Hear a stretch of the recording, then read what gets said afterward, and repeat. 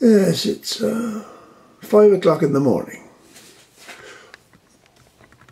I wasn't sleeping very well, so I got up and had a look, and I just looked out the window. This isn't New York. This is St. Clement, or at least this is St. Clement. That's St. Saviour. That's St. Helier. Up on the top there, that blackness, you can't see much of that, the blackness, but somewhere in the distance lies Trinity. Beyond that it's St. John.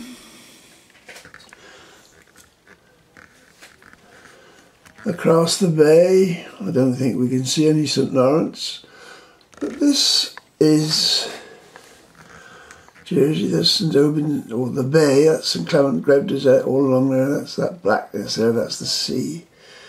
Over there, you can see a bit of reflection maybe.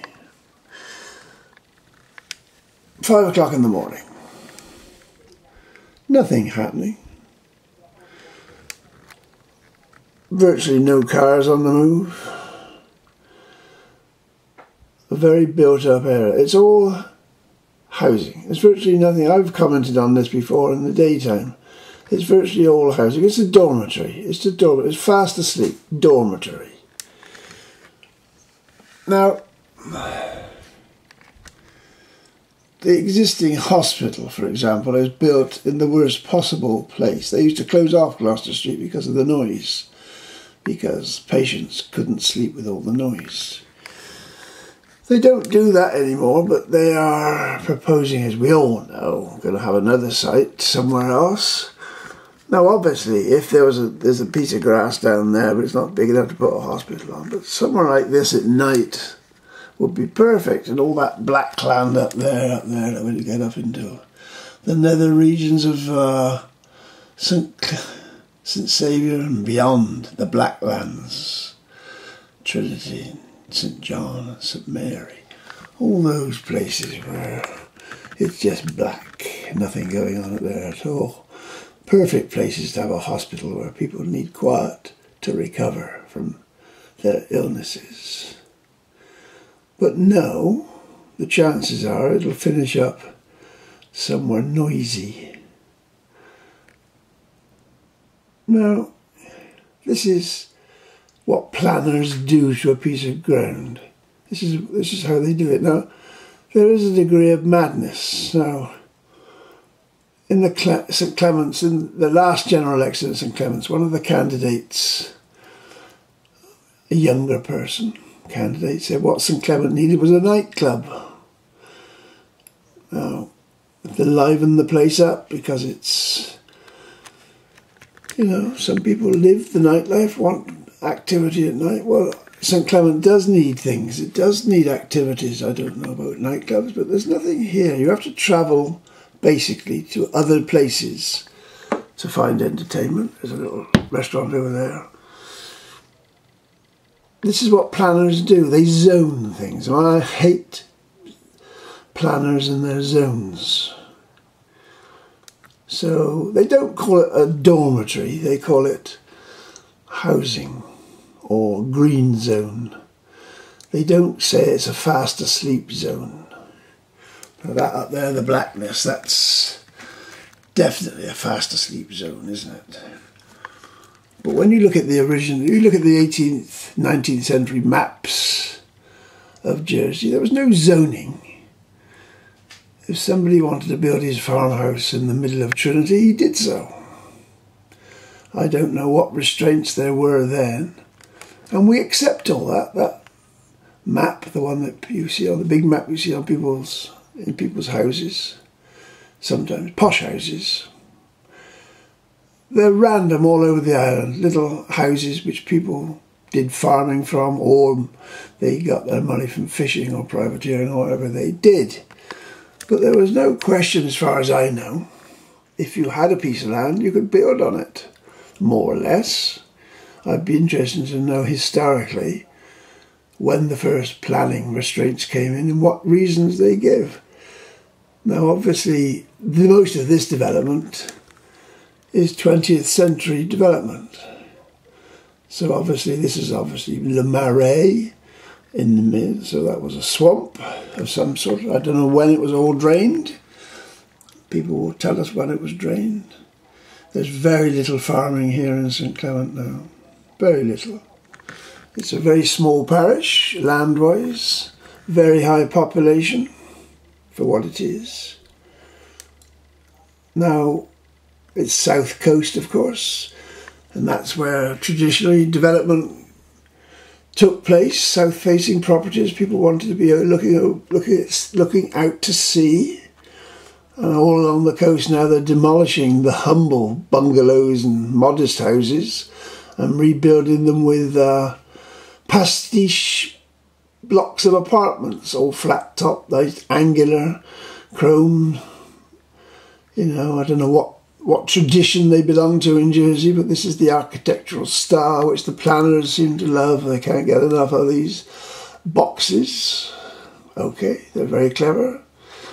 Look like Mondrian paintings, some of them. Bauhaus designs. Architects looking for an acceptable style, but as people will say, unless it's a granite farmhouse, how is it traditional Jersey design? What is it? Are any of these houses down here traditional Jersey designs? No, they're just standard UK issue plans, the sort of stuff I used to design when I was designing. Nothing particularly Jerseyish about it, is there? Like most of these buildings. I don't know. I don't know where the nearest granite farmhouse is. Down the Rue de Beaupertuis, I suppose, which is a no-entry road now for most people. So these vast areas, in Jersey terms, very large areas of development, but they sleep at night, don't they? Now, they're pushing as much development as they can into town, but all sorts of activities. So you've got sleeping areas, dormitory areas in St Helier, and alongside noisy areas. So the commercial docks area, which can be a 24-hour centre, and inevitably there's building sites going on all the time, and you've obviously got whatever there is now in the way of nightlife. Obviously at the moment it's all closed down, but normally there's a sort of nightlife in St Helier. There used to be nightlife in the parishes. It's virtually non-existent these days. Virtually all the nightclubs, so-called, in the parishes are gone. Very few left. So this is what the planners are producing for us. A big dormitory with pockets of activity. Now, I don't know how you fit people into that. I don't know what's good. Look at it. I can't hear a thing now. Nothing. Nothing going on at all in St Clement, Lower St Helier, St Saviour. Now, is that what we want? Is that what life is? What was ancient Rome like, I wonder? Did that sleep at night? I wonder. I suppose it did. I've no idea. But I don't think we're quite getting to grips with the planning, the potential for planning, the potential for the island way of life. Agriculture's dying. All the black lands up there, all that good up there, Trinity, St John. I don't know what they're going to do with all that land when the potato market collapses and the European Union says we have to import milk. I don't know what they're going to do. I just don't know. But I don't think, it's no good just regurgitating the last 10-year plan, last 10-year island plan, which is basically a regurgitation of the previous 10-year island plan, because they're becoming more and more irrelevant. So, and now they're talking about having because there's no time left, they have a 3-year plan, and we've got to accommodate climate change. And this is, if there's going to be no motor cars as we know them, and everybody's whizzing around on their bicycles, as some would have, this will be the 24-hour island, isn't it? Silent 24 hours? No, it won't happen, will it? But, you know, things are going to be so radically different, aren't they? I don't know. Why should I know? But somebody's got to start thinking some really big thoughts about this. That's all. I'm going back to sleep now.